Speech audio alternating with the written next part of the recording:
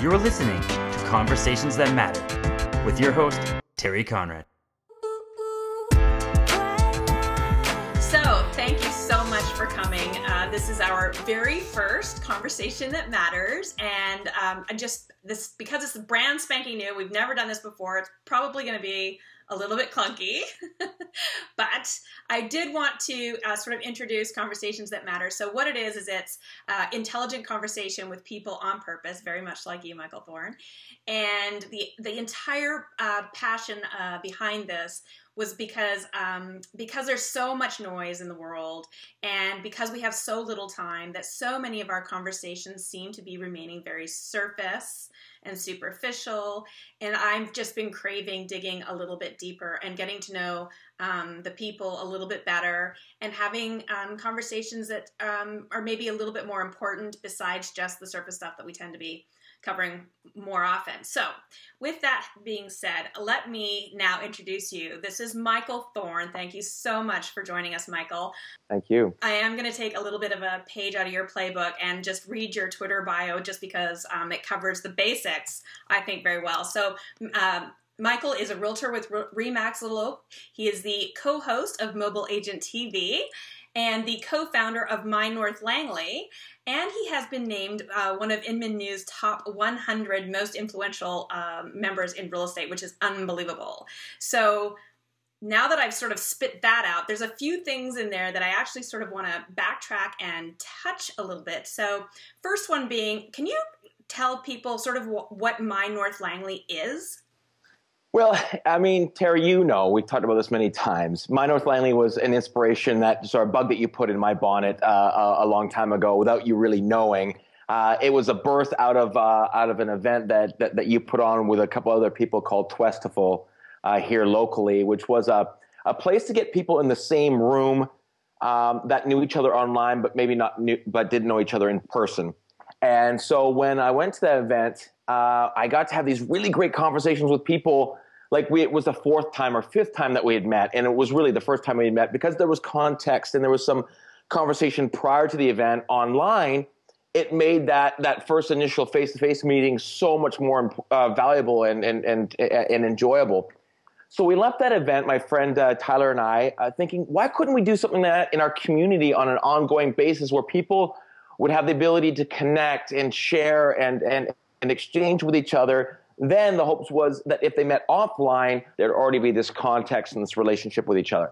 So on April 4th, 2011, like a week after your event, we launched My North Langley, and it has been a very fulfilling part of my life and Tyler's life the last 3 years. Right, and it lives on Facebook. Yeah, primarily Facebook, absolutely, yeah. Right, yeah. And acts as this amazing space where everyone in the community can sort of connect, ask their questions, crowdsource information, all these other great things that you've built there. Yeah, the crowdsourcing thing is something that's come along the last year and a half, where people just started asking questions, and so I'd post the odd one, and now it's like daily where people come to us and ask, I need a new piano teacher, or I need some landscaping done, or whatever. I mean, the questions that we get sometimes shock me of how I've never thought of that as a need, sort of a thing. So that part of it has been very, very exciting to see the feedback from people and how that information is crowdsourced. Yeah, it's been pretty neat. It is really cool. It kind of reminds me of when we were kids, it was all about the community center. That's sort of what your Facebook page has become, this sort of online community center. It's fabulous. Anyway, I just wanted to let people kind of hear that little piece because they might not know what that is. Also, you're in a team here, a very successful real estate team with Little Oak Realty, and you're doing very, very well that way. And you're one of the most influential realtors in the space because, for a multitude of reasons, but Mobile Agent TV, maybe you can, for some people, if they're living under a rock, don't know about it. I think I'm personally so inspired by what you've done. You are a natural on camera. It's like you were meant to do this. And every week there are absolute golden nuggets for agents trying to improve their business, particularly when we're talking about technology and systems and tools and that sort of thing. What was the catalyst for that? Well, that's another great story. I mean, it might actually become part of the conversation that we have in the next little bit here, Terry. But it came very much like My North Langley as an opportunity that I didn't see coming, and it just came, and I saw it, and we jumped on it. I was asked to speak on a panel at REMAX R4, which is the big REMAX International conference in Las Vegas a year and a half ago. And I was going to speak on a panel with another gentleman named Dave Falkware. And the person that was going to do the panel with us was out of or that was going to moderate the panel was out of REMAX LLC in Denver. And I suggested prior to the event, why don't we all get on a Google Hangout and get to know each other and build a little bit of context, which I think is so important, and then talk about what we wanted to talk about. And then we got on a Google Hangout, and then Kevin said very, very quickly, the two of you need a TV show. And I thought, well, that's an interesting thing to say. I had never met Dave before, but we got along well. We were kind of, two sides of the same coin. Yes. And we got on a week later with another private Google Hangout. Kevin said, you guys need a TV show. And 5 days later, we were on the air. We were actually on the air prior to Dave and I ever meeting in person. So that's just, I see these opportunities and I go, why not? Well, let's see where it goes. See, this is where you and I are really different. I've been working on Conversations That Matter for, months. Yes, I've been pushing you for months. Yeah, exactly. I appreciate the encouragement. I really do. So, okay, so we are going to dig in a little bit deeper, but I do want people to this part of my vision with Conversations That Matter is we get a chance to get to know the person a little bit more than just, what we know that they do for a living and more than just the regular stories that we typically hear. I kind of want to dig in a little bit deeper and we've talked about this so you know where it's going, but I definitely wanted to talk a little bit about, because you and I share a lot of the same values and how we wanted to design our life and our careers was sort of both important to both of us. And we've talked a little bit about some of the struggles that you've faced over the years. And maybe let's start a little bit further back. And let's go with, like you mentioned to me when you were a young boy, you were involved with 4-H. You were raised on a farm, right? Yeah, that's so right. So why don't you had said to me at one point that was quite meaningful to you. And I wondered if you would share that.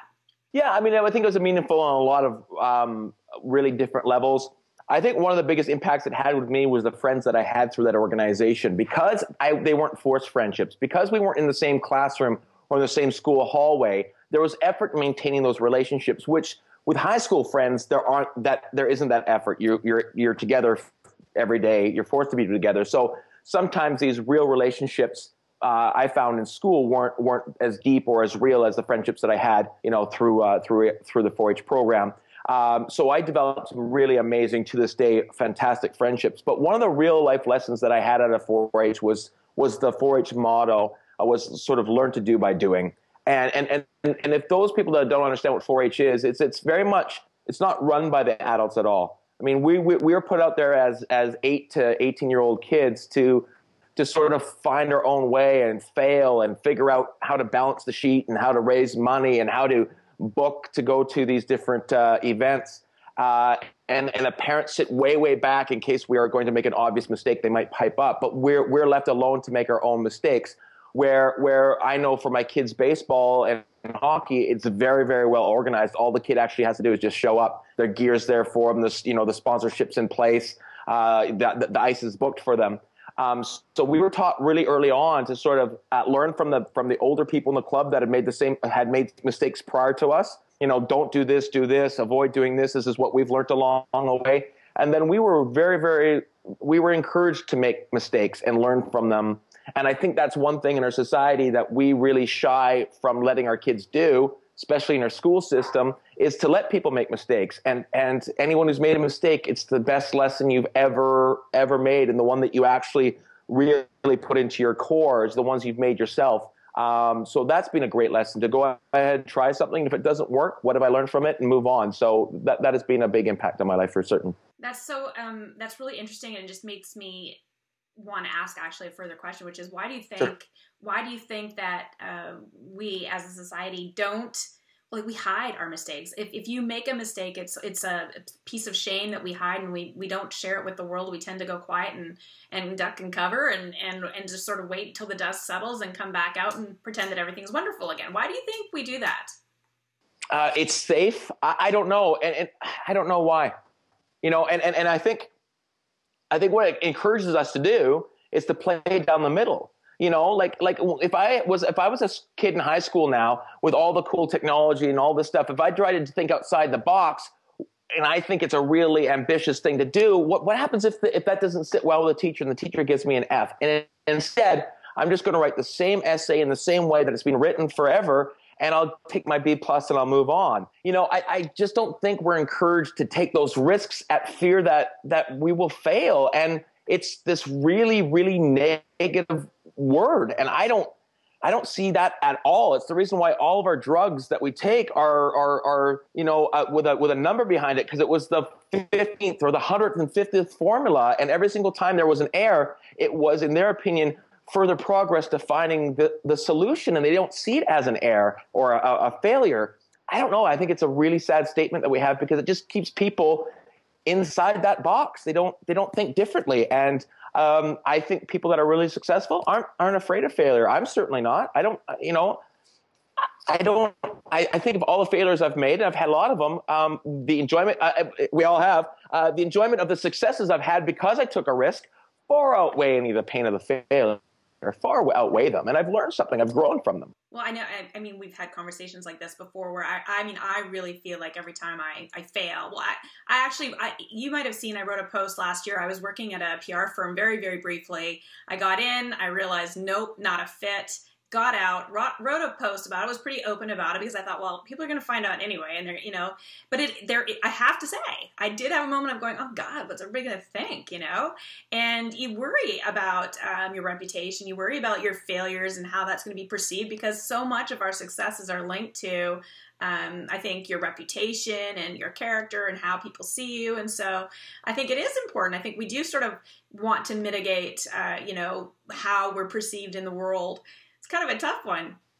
Absolutely. I mean, that post that you wrote, I remember it quite well. I reached out to you afterwards and I said how inspired I was by it, because I look at that as being like, I think that's a great thing to be aware of, that, to take that life lesson, to take that knowledge and move on. I think it's a very positive thing.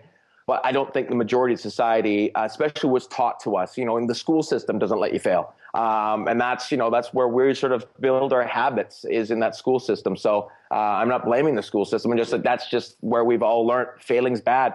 Well, and there is a shift. And I mean, I have kids that are older than your small children. You have two lovely young boys and a lovely wife. And my children, when they were young, there was still a certain, like, well, my oldest son, who's going to be 26, when he was in elementary school, there was still a certain level of competition. It had been dummied down to a degree, but there still was, you know, you didn't get a ribbon necessarily if you just participated. And now it's, you know, every child gets recognition, a nod, a pat. It doesn't matter what they do. And I can remember as a young mother, you know, loving that there was this inclusion, and that, you know, no child was made to feel like he wasn't good enough or whatever, you know, we were obviously concerned about. And in the end, we've seen the pendulum swing back, and now it's, of course, every child just expects, and there's this sort of, you know, element of expectation that I should be given something that I don't need to necessarily achieve. But then there's the other side of that coin too, which, and I mean, in our world, in the digital world, we see a lot of, what's the word? I don't quite know how to phrase it, but there's like just sort of outcome. We're very outcome driven world. And I think what's lost, some of the magic that gets lost, is like we talk about just now about, you know, the process and the journey. And a lot of what's going on that didn't work or didn't fit into the square peg, round hole, it still had value. And so I'm rambling on without a real specific question. I guess my question is, how do you think what could we do? What would you like to see in the future in terms of preparing children better for life? And like, you know, as we've launched careers and life and marriage and family and all those things, what are they missing? Well, that's a really, really tough question. And one of the things I said I loved about this conversation is that I think when these conversations that we're having right now that are really deep and meaningful, it's okay to say, I don't know. I don't know. I think it's the role of a parent. I think it's a role of trying to let them, and it's very important to me, and you and I have talked about this before, I think the journey is so missed out on, the opportunity to actually enjoy the journey. And I think that's unfortunate that we're so focused on the destination, that if that destination takes 15 years to get to, that somehow you just yeah, those 15 years that took to get there shouldn't count as meaningful years of your life. And I love the journey. I've tried to set up my life that the journey is the destination, or at least the part of the, it's like going on a road trip. The vacation should start once you get in the vehicle, not when you'll get there, right? You should have the right tunes and the right snacks, and you should go hit the road. But yeah, I don't know. I think it's parents. I think it's parenting. I think without being too harsh, my parents took a lot of onus on raising me and trying to do the right thing. And I think we're trying to push that off to society and off to schools, and we're not bringing it in home as much. I think it's the responsibility of parents to sort of teach these life lessons. I know I was taught, through 4-H and through my parents a lot about financing. I had to balance the book that we fed our animals with, and then we took the animals off to auction, and then we had to take the amount of money we got from those animals, and then we had to do a profit and loss balance sheet, at the age of 10 or 12, and it taught me about finances. Where my wife, she wasn't really taught about finances, and when we met each other,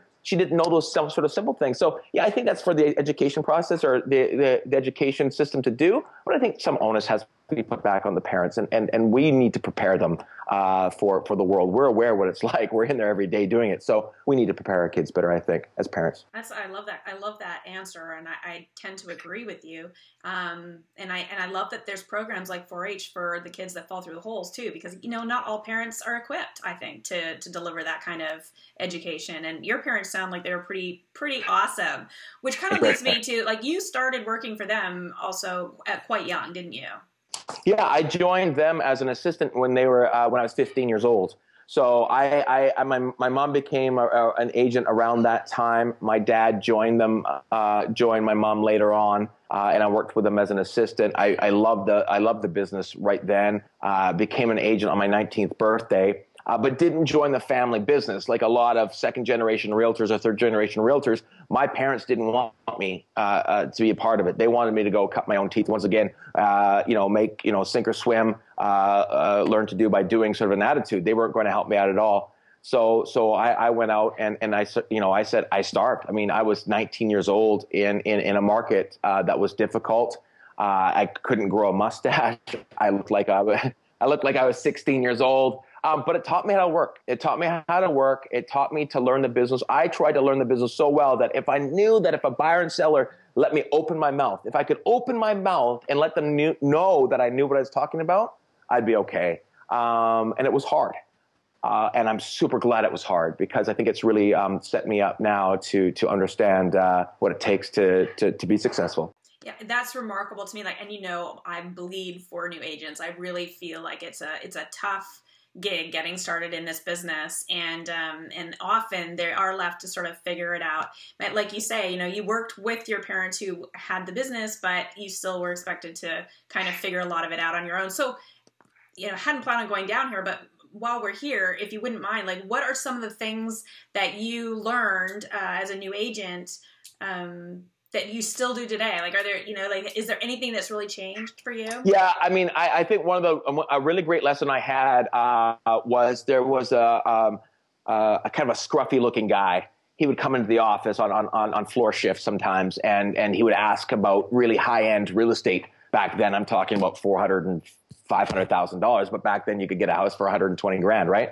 He would talk about high end real estate, and no one would give him the time of day. Well, he'd come in and I'd help him and I'd serve him and I'd show him the new listings that were out there, and I'd ask if he didn't need anything, and I'd follow up with him. And every agent was saying, Michael, you're wasting your time. This guy doesn't have 2 nickels to rub together. You're wasting your time. Well, first of all, I didn't think I was wasting my time, but it also gave me an opportunity to learn how to talk to people and present them with information. And I had nothing better to do. I was starving. So he would come in regular, and I'd take really good care of him. And it turns out he was a very, very wealthy guy.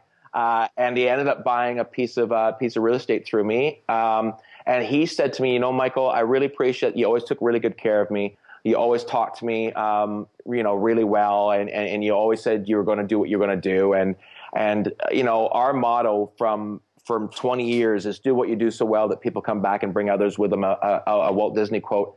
And that's the lesson. If there's one thing that I've learned is take care of people. You don't have to worry about anything else. Just take good care of them. The rest of it will take care of itself. I love that. I love that. But now you don't just take great care of people. You also innovate. You're also doing all these crazy things with your business. You've become quite a beacon, actually. A lot of people watch to see what you're going to do.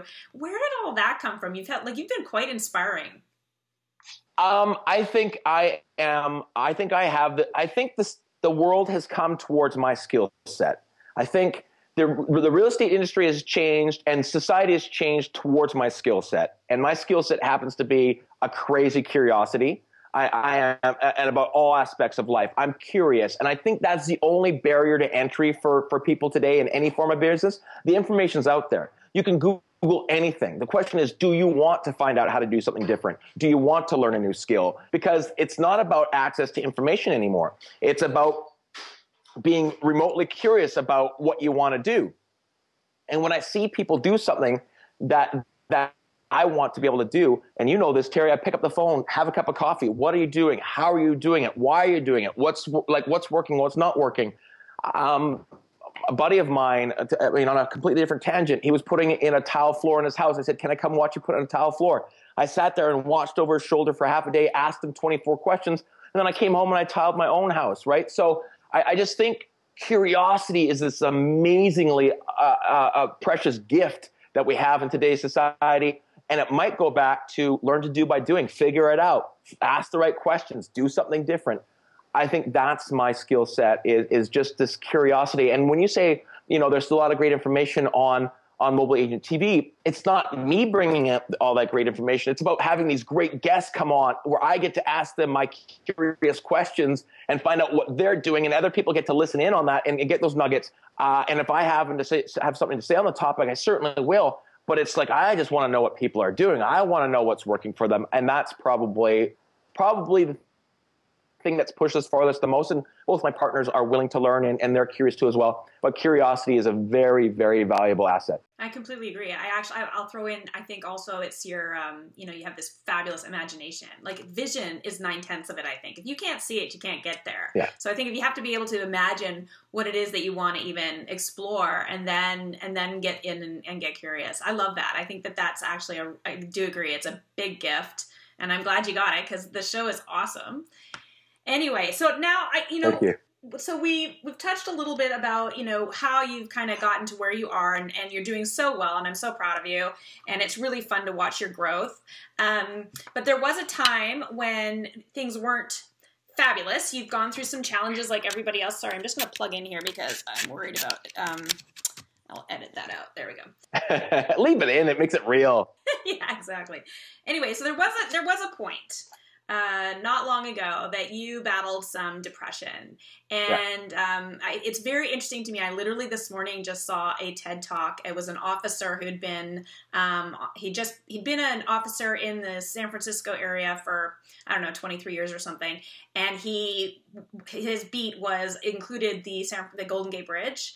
And he used to go and talk people down off the bridge. And that was a big part of his job. And now he goes around talking about mental illness and suicide prevention and all these other things that are pretty intense. And with the statistics he threw out, and I'm sorry, I can't remember everything, but there's a large number of people that battle mental illness. I myself have battled some depression, and I know that you also have battled some depression, and you're so lovely to be willing to talk about it.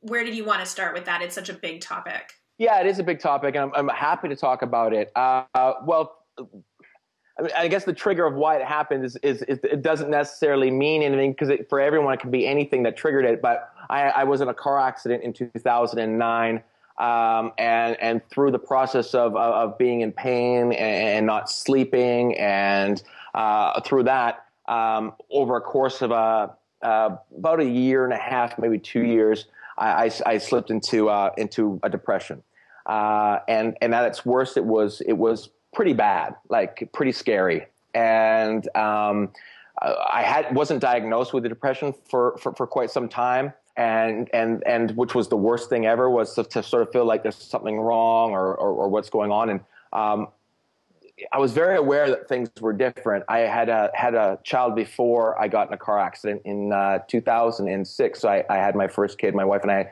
had my first son, and then my other son was born just prior to the car accident.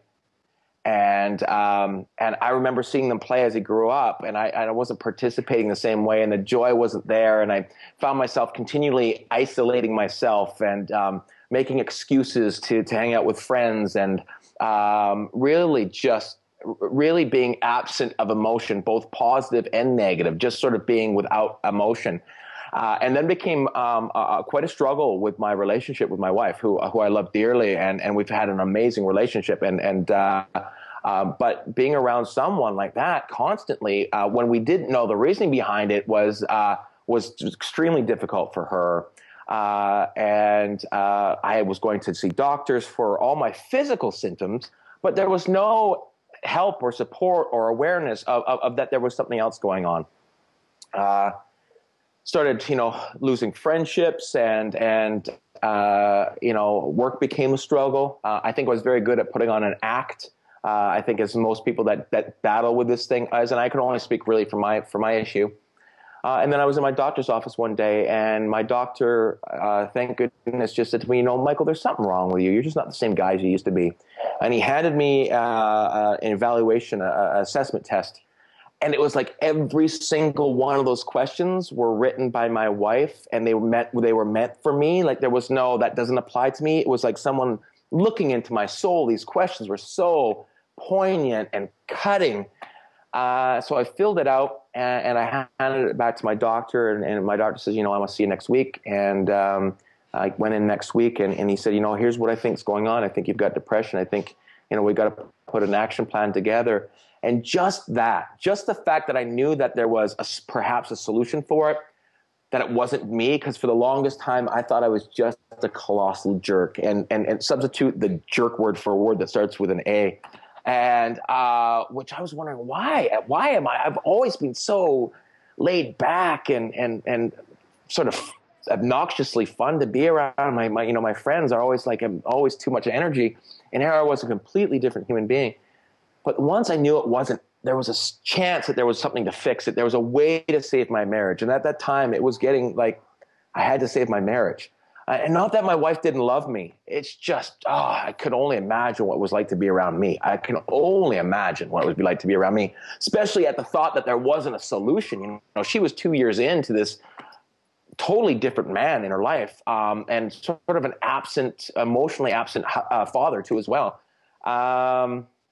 But once there was help, I did whatever it took to get better. And I remember speaking with a psychologist probably, and I was so desperate to become the Michael Thorne that I was prior to the car accident. And he was very clear. He says, you'll never be that guy again. You might actually be a better guy or a different guy, but that was 5 years ago. Even if the car accident never have happened, whoever we are 5 years later is never the same person we were before. You're always continually moving and evolving into something new. And he said to me, there will be a silver lining to this. You will look back, and there will be a silver lining going through that. And about a year ago, I really got a really good grip on it. And with the help of my wife and my friends and medication and counseling, I'm healthier mentally than I've ever been before. My marriage is better than it was ever been before.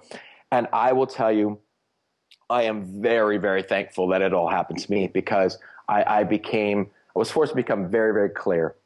And that's a gift that I think a lot of us don't have, is that, you have to stare everything and take stock of everything in your life, figure out what you're willing to work on to keep.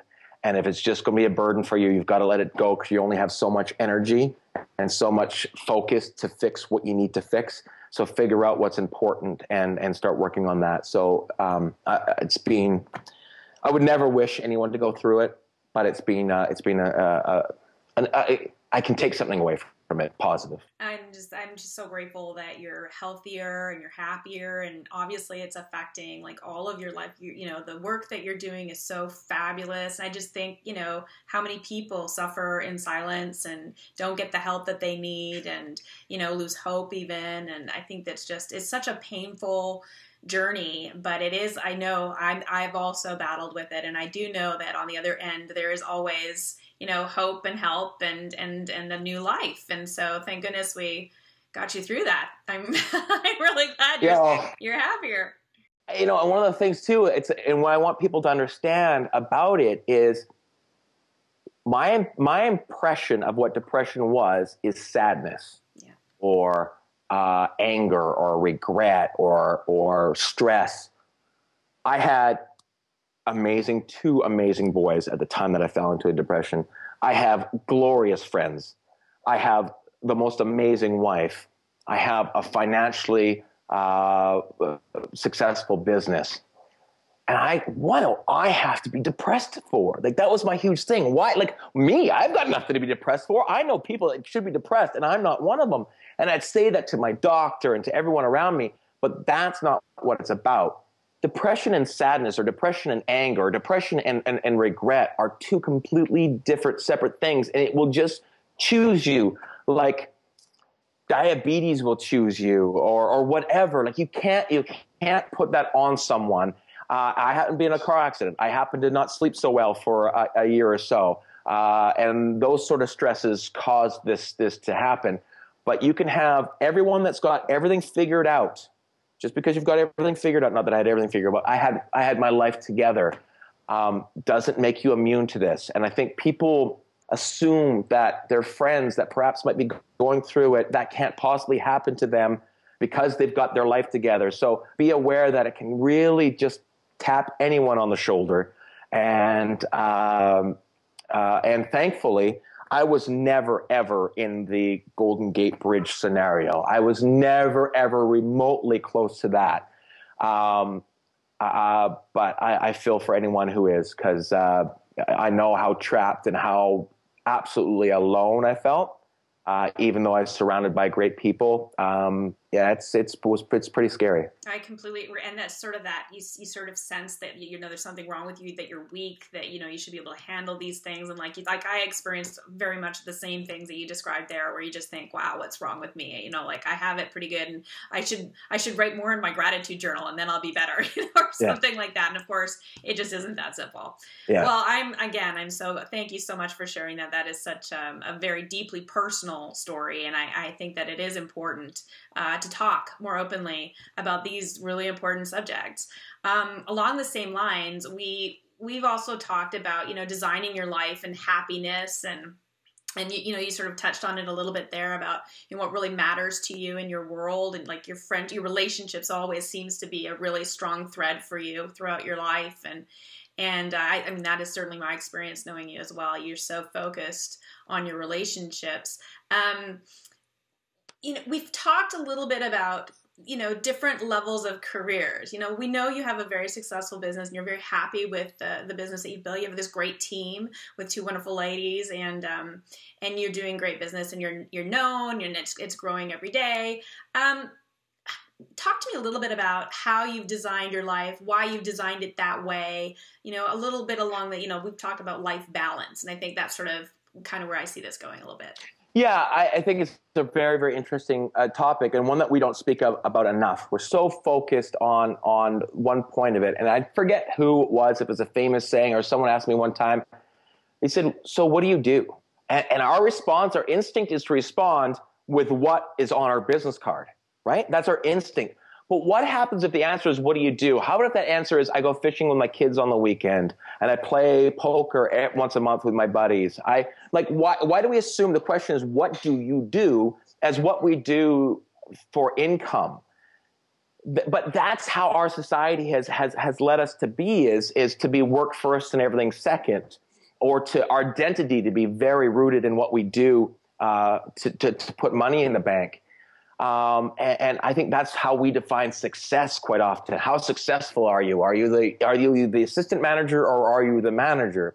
Opposed to, I've got an amazing relationship with my wife and awesome kids. That's success. Or I've taken time off and I smell the roses every week, and that's success. Yes, coaching my kids' baseball team. So one of my ambitions in life was, one of the reasons why I married my wife along with amazing, well, the fact that she wanted to marry me was a huge factor because I married up. One of the things was she was very clear of what she wanted her life to look at. Even when we met, and I was young too, but she was quite young when we met, and she knew what she wanted from life, which I found very, very attractive. I knew what I wanted from life, and there's not too many people, unfortunately, in their late teens, early 20s, that even have a clue of what they want to do. And I don't know how fortunate I am that I knew what I wanted to do. But I told her earlier on, I have an ambition to be a fantastic father. I always had this ambition to be a great dad. That's what I wanted to do. And so I wanted a career that would let me do that. I wanted to have a life that would let me do that. And so that's my success. I mean, I love to have business success because of the enjoyment and the thrill that I get out of it, and the hobby that is my job. But that's not how I define my success. And I think it's unfortunate, as you do too as well, Terry, that that's how a lot of people define their success. I absolutely do. And we've talked about this at length. But it's funny. I also feel like, we tend to hang around with or develop relationships with people who are similar to us or share similar thoughts and feelings, obviously, which is why we're such good friends. But one of the things that I've often thought too is that there isn't room for difference. It seems like it's like everyone just expects. So when I talk about being a realtor, it's like everyone it imagines the top producing, super achiever, working nonstop, juggling all the balls, doing tons of volume, making tons of money.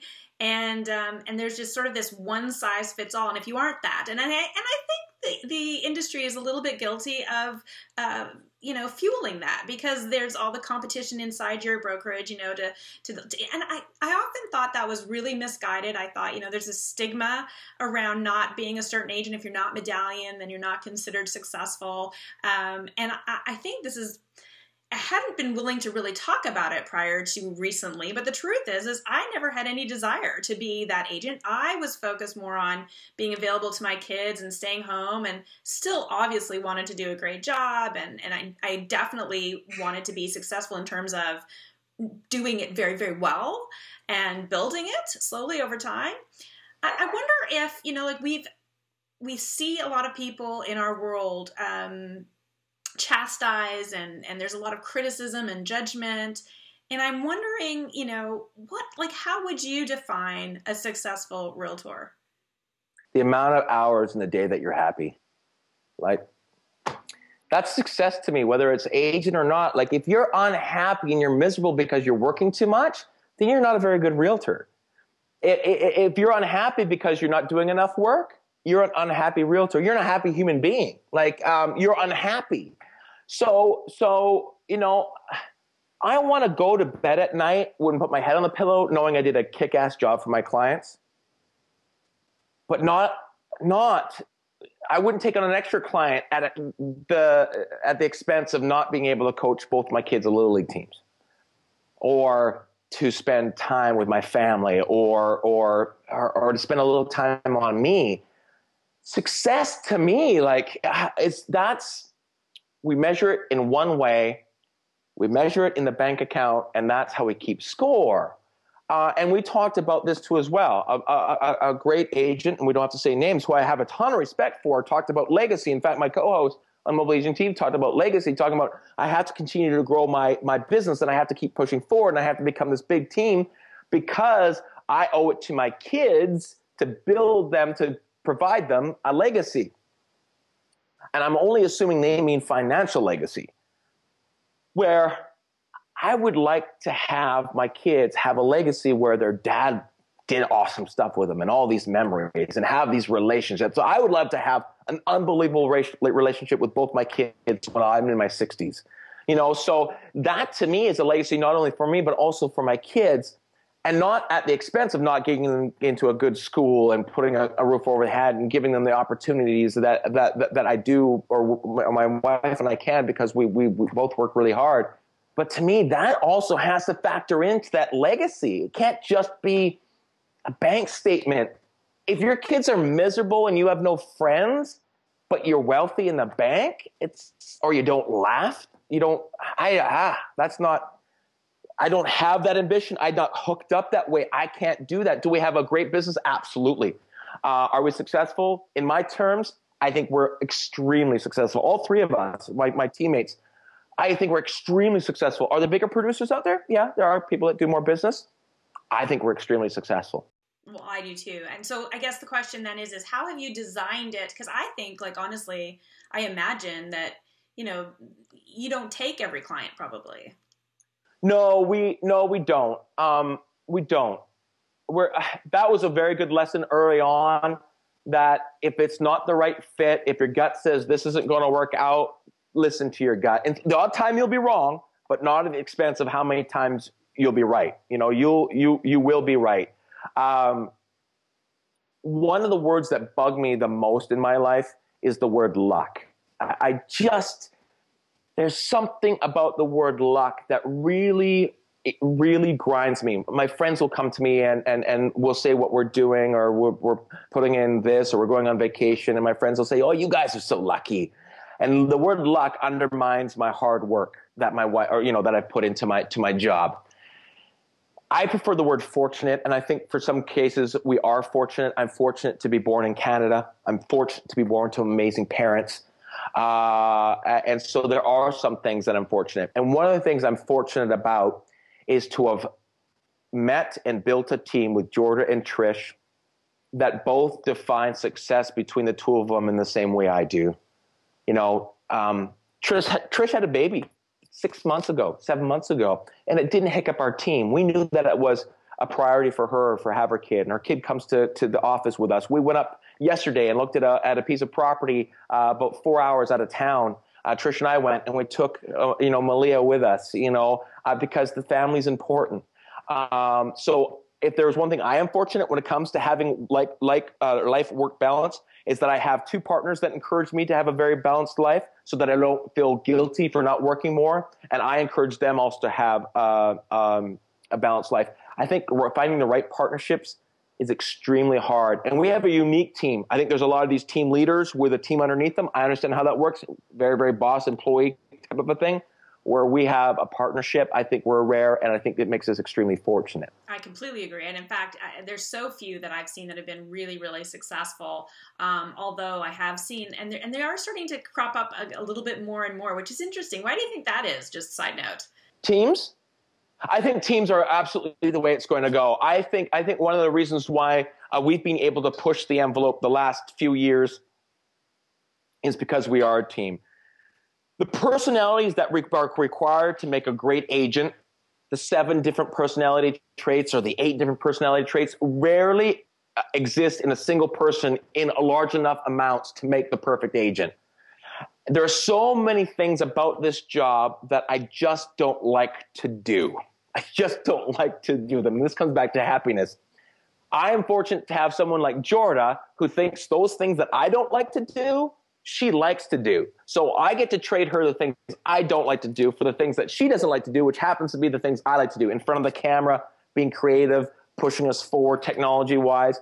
And Trish also is a different personality. A team with 3 people that are the exact same personality doesn't offer the client nor the team a whole lot of benefit. The fact that we get along personally, but we are very different, is the reason why our team works. And so I think teams that go out and identify their weaknesses and plug holes to fill those weaknesses. I think there is a mistake that our parents, my parents and our generation's parents have taught us, and I've spoken about this before, is this ability to be well-rounded. We want our kids to be well-rounded. I'm dyslexic. I'm never going to be a great speller. I'm never going to be a great reader. That's the hand I was dealt. We should find what we're good at and play to those strengths. And that is something I've embraced more and more the last 5 or 6 years, especially in work. I've just said I'm all in with my strengths. I'm all in with being a lot more who I am in front of the camera, in meetings, around other agents, not trying to be well-rounded. If you don't, yeah. No. I was just going to say Marcus Buckingham is a like big important coach. He's been on Oprah and all these other shows talking about playing to your strengths, precisely that. And I don't know why we as a generation or a society or who knows how long this has gone on, but we tend to focus on our weaknesses and apply the theory that, well, we should invest stronger there because that's our weakness. Well, it makes absolutely no sense when you really think about it. It's like, why would you work so hard on that when you can be playing to your strengths and doing things that you're naturally good at? And I was going to say and interject, because when you started talking about playing to your strengths, I mean, when you send me a Facebook message, it's always a voice message and I love it. And you're like, well, I'm not going to spend time typing when I can easily just talk, and it's so much easier. Typing's embarrassing for me. I see that red squiggly line far, far too often. Totally. So once again, I'll play to my strengths. I'm never going to be a written blogger. I'll never do that. I just don't have that strength, so I'm not going to try to. And I think we have to really be very clear as we can about what our strengths are, because I think the reason why we're good at our strengths is because we enjoy doing them, and that's what makes us good at them. So not only do you get to play to your strengths, I think you end up being a lot happier because you're not trying to work on the stuff that you suck at. So play to your strengths, I think, is a huge thing that we need to do. And that's why, come full circle, back to teams, I think that's the way teams will work going forward, is they will identify the things they're lacking and hire for that position and make a team stronger. I think teams will continue to be a dominant play in real estate moving forward. It is very interesting to me, and I also think, just along the business theme here for a second, that as a team, you can actually build a business. When you are a realtor selling, it's like every year you're starting your business all over again. And if you get sick or something happens to you, or, that's it, you're out of work. So I think the team concept as a business model, companies, this is how they operate. And I just think as a business model, it's very strong. And I'm excited to see, honestly, all kinds of different models. One of our good friends, Raj Kassar, down in Orange County, I think is doing an amazing job of setting an example of how they can establish teams. I'm going to be going down to Seattle to see the Divas here pretty quick next week, and they've just completely blown it up and completely made something brand spanking new, which is so fun. So I love that you're doing that. But on that note, Terry, too, as well, I think what teams will also allow you to do is fail. I don't think a single agent has the capability to do something for it to land flat on his face and to lose those 2 months worth of effort, where Raj or our team can say, let's devote 5% and try this new avenue, try this new marketing trick, because it doesn't affect the whole team, right? It's only a little bit of energy. So you can try these new things, look at the analytics, measure them. Do they work? Then you can think outside the box. When you were a solo agent, back to the beginning conversation, you're just trying to get that B+. You're not trying for the A+. You're just trying to get it done, do a good job or a good enough job. Teams let you be a little creative. I'll run an idea past Trish and Jordan, and I say, give me 4 hours next week to try this out. 4 hours is yours. Knock it out of the ballpark. Where a single agent doesn't have the ability to play and to test and to be curious as much. So I think that's another huge advantage. It's huge, and I love that. I love that you do that, because I don't know that everybody in this industry is doing that. I think a lot of people have been doing sort of this is how I do my business, and I don't want to even learn how to do it any other way. So I applaud you for the attitude. Honestly, like I said, you always inspire me. I love watching to see what you'll do next. There was one other thing that I wanted to touch on before we finish and wrap here, and this is something that I think I'll be closing all of my conversations with, because again, it's along the lines of something a little more meaningful. But this has been such a rich conversation. I know we could go on, and we'll probably end up doing a bunch of these as we go. We could. And again, thank you so much. But so my final question is, imagining, and we've already sort of touched on this, but imagine you're nearing the end of your life. You look back at your life and you say, what was meaningful to me? What is the legacy that I want to leave? It will be family. I mean, ultimately, it will be family. We're so fearful. This don't look back, look forward. Well, we're all building to a point in our life where we'll only look back, right? You will be aware, hopefully at some time aware, that you don't have a forward, you only have back. And I think we should be brave enough to look back and hopefully feel that what we built or left behind was of value, which still has purpose, where you did laugh enough, right? Like my regret is a big thing. My dad is an awesome guy. My dad, after his boys were raised, 3 boys, my dad and my mom started traveling, like living in a hut in northern Mongolia, traveling, like crazy traveling.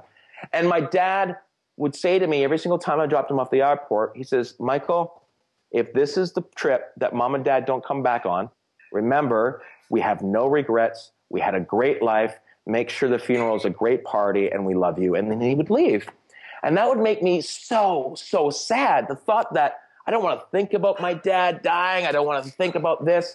And now is one of the most rewarding things I can hear any human being say to me is that he did it. He lived a life that he can now look back on and say, if I go down now, I don't have a regret. I lived this great life. I enjoyed my families. I lived a little bit of adventure. I had some great laughs. I had great friendships. I did something meaningful. The fact that he could honestly say that he doesn't have any regrets, that looking back, the rest of it's house monies, it's all gravy from here out. It's such an inspiring place to one day get to where I don't have these regrets.